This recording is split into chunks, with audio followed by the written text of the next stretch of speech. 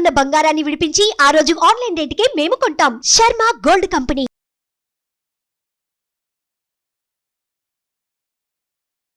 నమస్తే, నేను మీ జాహ్నవి. మనతో ఉన్నారు ప్రముఖ జ్యోతిష్య వాస్తు పండితులు, జ్యోతిష్య వాస్తు శిక్షణ నిపుణులు, లలిత ఉపాసకులు బ్రహ్మశ్రీ నానాజీ పట్నాయక్ గురువు గారు. సూక్ష్మంలో మోక్షం ఈ ప్రత్యేక కార్యక్రమం ద్వారా మనకున్నటువంటి ప్రతి సమస్యకి, ప్రతి సందేహాన్ని నివృత్తి చేస్తూ చక్కటి సొల్యూషన్స్ అందిస్తూ ఉన్నారు కదా గురువు గారు. మరి ఈ రోజు కూడా ఒక చక్కటి ప్రశ్నని గురువుగారు మాటలు అడిగి తెలుసుకుందాం. నమస్కారం గురువుగారు. శ్రీమాత్రే నమః.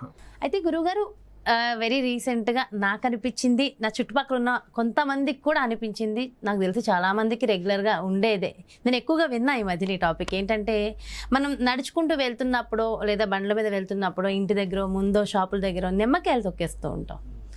సో మన ఎనర్జీస్ ఒక్కొక్కసారి డల్గా ఉంటాయి, ఒకలాంటి బద్ధకం, లేజినెస్ ఇవన్నీ ఉంటాయి డిఫరెంట్గా ఉన్నప్పుడు. ఆ నిమ్మకాయ తొక్కడం వల్ల ఇలా జరిగిందా, దానివల్ల నాకేమన్నా వచ్చేసిందా అని కూడా అనుకుంటూ ఉంటాం. ఇలా నాకు తెలిసి చాలా మందిలో ఉంటుంది, ఎందుకంటే ఈ మధ్యన ఎక్కువ విన్నా నేను, చాలా మందిలో ఉంటుంది. సో అసలు ఏంటి, నిమ్మకాయ తొక్కడం వల్ల మన ఎనర్జీస్ డల్ అయిపోతాయా? అంటే నిమ్మకాయ అంటే నార్మల్ నిమ్మకాయ తొక్కడం అని కాదు, వాళ్ళు ఎవరైనా ఏదైనా తీసేస్తే అవే దిష్టి తీసిన నిమ్మకాయ, అది మెన్షన్ చేయడం లేదు. ఎగ్జాక్ట్లీ అలాంటిది ఏదైనా తొక్కడం వల్ల సింపుల్గా ఇక్కడ మనకి ఫస్ట్ ఆఫ్ ఆల్ ఏంటంటే, ఇది ప్రతి ఒక్కరికి కూడా సందేహం, నిజంగానే దానివల్ల జరిగిందా లేకపోతే నా ఊహ. ఈ తర్కం రావాలి మన సనాతన ధర్మంలో. ఏంటంటే సనాతన ధర్మం ఏం చెప్తుందంటే, ఎప్పుడు కూడా నువ్వు ఒకటి చెప్పారు కదా అని అలాగే ఫాలో అవ్వాల్సిన రూల్ లేదు. నువ్వు ప్రాక్టికల్గా థింక్ చేయి, ఆలోచించు, ప్రశ్నించు. సనాతన ధర్మంలో గొప్ప విషయం ఏంటంటే ప్రశ్నించాలి, ఆలోచించాలి, తర్కించాలి, చర్చించాలి. ఇది ఎంతవరకు కరెక్ట్ అనేటువంటిది శ్రీకృష్ణ పరమాత్మే చెప్తాడు చాలా స్పష్టంగా. నేను చెప్తున్నానని కాదు, నీకు నువ్వుగా అనుభవంలో తెలుసుకో అని చెప్తాడు.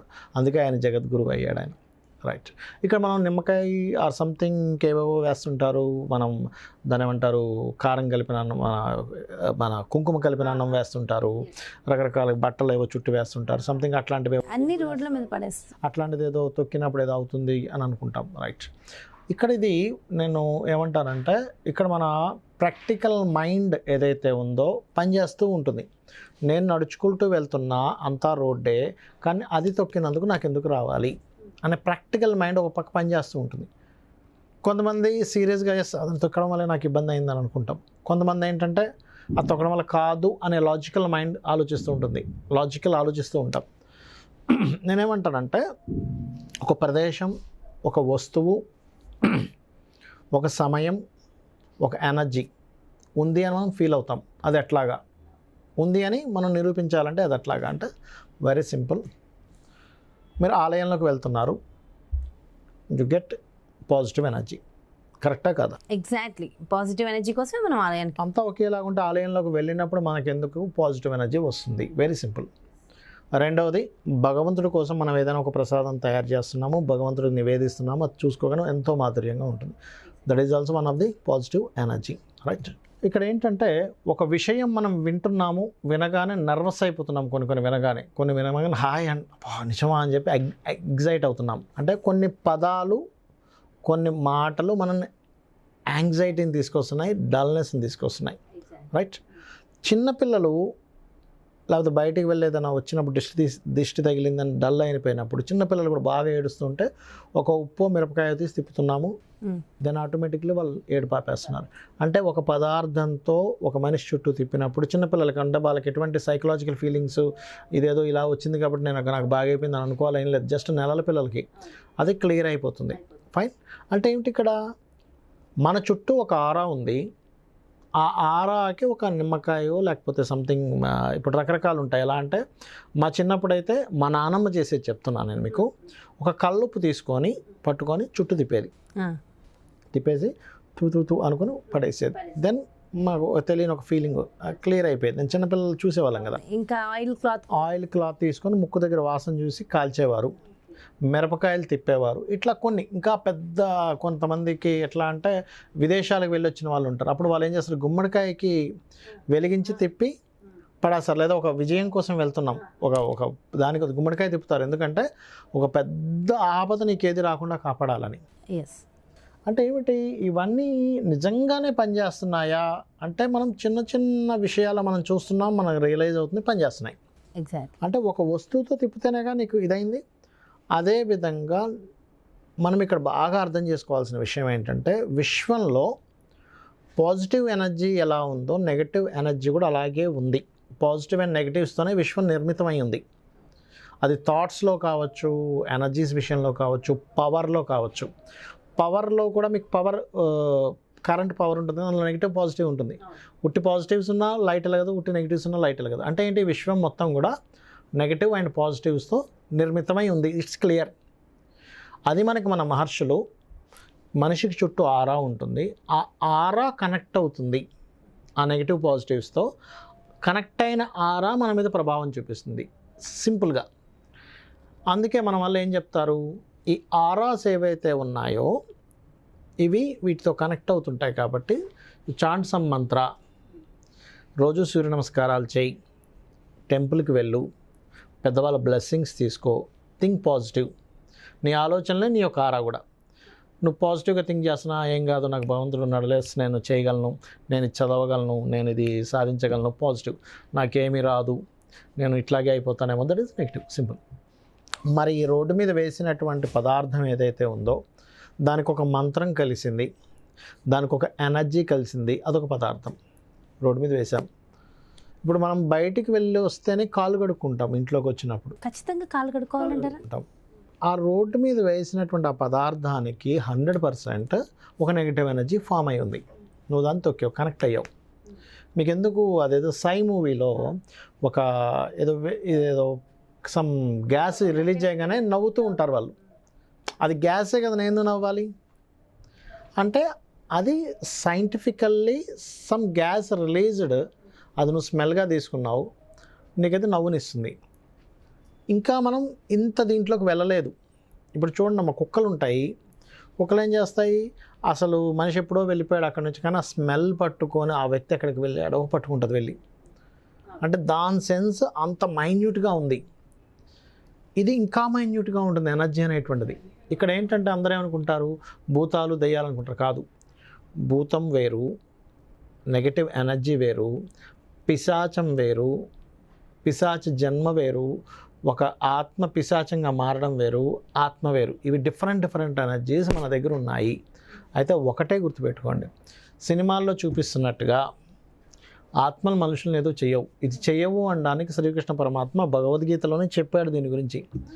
ఆత్మ మనిషిని ఏమీ చెయ్యదు, ఆత్మ చంపదు మనిషిని, ఆత్మని ఎవరూ చంపలేరు, ఆత్మ మనిషిని చంపదని స్పెసిఫిక్గా సినిమాల్లో చూపించేది ఆత్మలను చూపిస్తారు, కానీ నిజంగా మనిషి మీద నెగటివ్ ఎనర్జీ చూపించేది ఆత్మ కాదు, పిశాచం. పిశాచ జన్మ అని ఉంటుంది. అంటే మనిషి క్రూరమైనటువంటివి లైఫ్లో చేసినప్పుడు పిశాచ జన్మ ఎత్తుతాడు. ఆ పిశాచ జన్మ ఎట్లా ఉంటుందంటే వాడికి 24 hours కాలుతూనే ఉంటుంది, మంట అయిపోతూ ఉంటుంది, కానీ మనిషి చచ్చిపోలేడు, బతికుండలేడు. దట్ ఈస్ పిశాచ జన్మ. ఆ పిశాచ జన్మకు ఒక శరీరం కావాలి. నెగటివ్ ఎనర్జీస్ ఉండేటువంటి శరీరం ఏదైతుందో దానికి కనెక్ట్ అవుతుంది. ఓకే, అందుకే ఎక్కువ నెగటివ్ ఆలోచనలు ఉండకూడదు. ఇవి ఏవైతే ఇలా తిప్పి వేస్తారో దాని చుట్టూ పిశాచాలు తిరుగుతూ ఉంటాయి. ఇప్పుడు నిమ్మకాయలు వేస్తారు చూసారా, దాని చుట్టూ పిశాచాలు తిరుగుతుంటాయి. బట్ తొక్కినప్పుడు ఆ ఎనర్జీ వ్యక్తికి కనెక్ట్ అవుతుంది.